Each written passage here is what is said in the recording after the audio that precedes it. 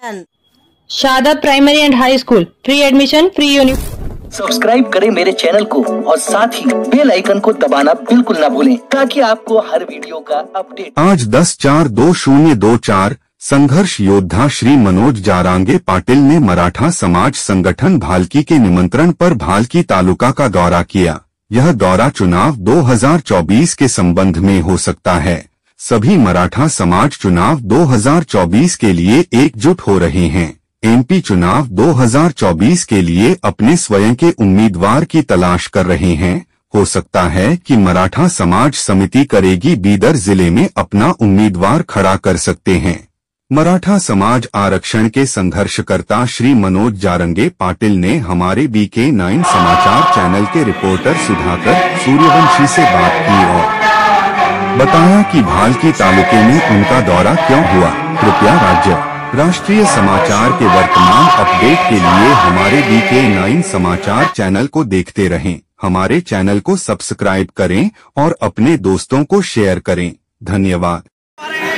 मराठा आंदोलन मनोज जारंगे जी पाटिल, जैसा कि हमारे बीदर जिले के विशेष करके भालकी को आज उनका विजिट हो रहा है, तो तमाम मराठा समाज को उनका मैसेज क्या रहेगा, अभी हमारे BK9 न्यूज में संवाददाता सुधाकर सूर्यवंशी से लाइव देखेंगे उनका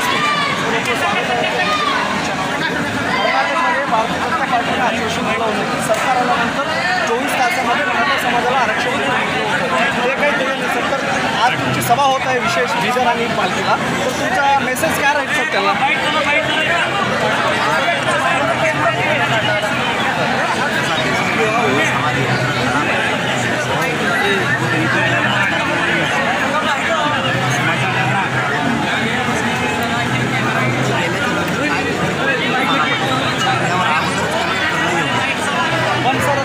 भारतीय जनता पार्टी असो, काँग्रेस पार्टी असो, मराठा समाजाला खूप अन्याय होत आहे सर कर्नाटकमध्ये, तर त्याला तुमचं आज सभा होणार आहे तिथं, तर त्याला तुमचं काय प्रत्युत्तर राहील सर तुमच्या सरकारला?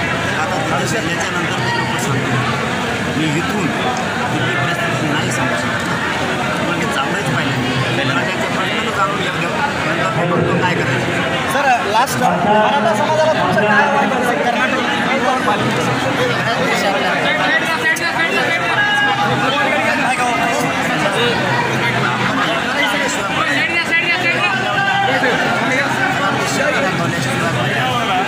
वाढणारे सुद्धा बघा, वाढण्यासुद्धा खूप मोठा जो आपल्यावरती अन्याय करतो, आपल्याला न्याय देतो, त्याला वाढल्याशिवाय मराठ्यांना पर्याय वाढण्यासुद्धा खूप मोठा. Okay sir. आजही अंतरवालीत तो मंडप तसाच. गृहमंत्र्याची इच्छा होती तो मंडप काढून फेकायचा. आपण त्या मंडपच्या दोरीला सुद्धा हात लावू दिला नाही त्यांना, कारण तो मंडप म्हणजे मराठींची अस्मिता आहे. तिथून लढा उभारला गेला आणि तुम्ही नेमका काळजाला सुंदर लावायचं ठरवलं.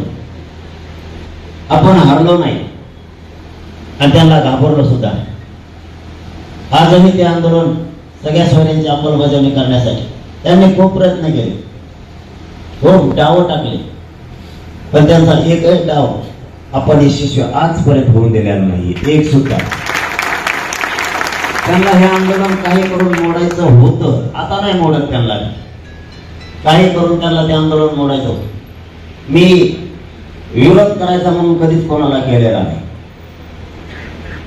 एखाद्याचा राग आलाय म्हणून विरोध करायचा मी असं कधीच केलेलं नाही.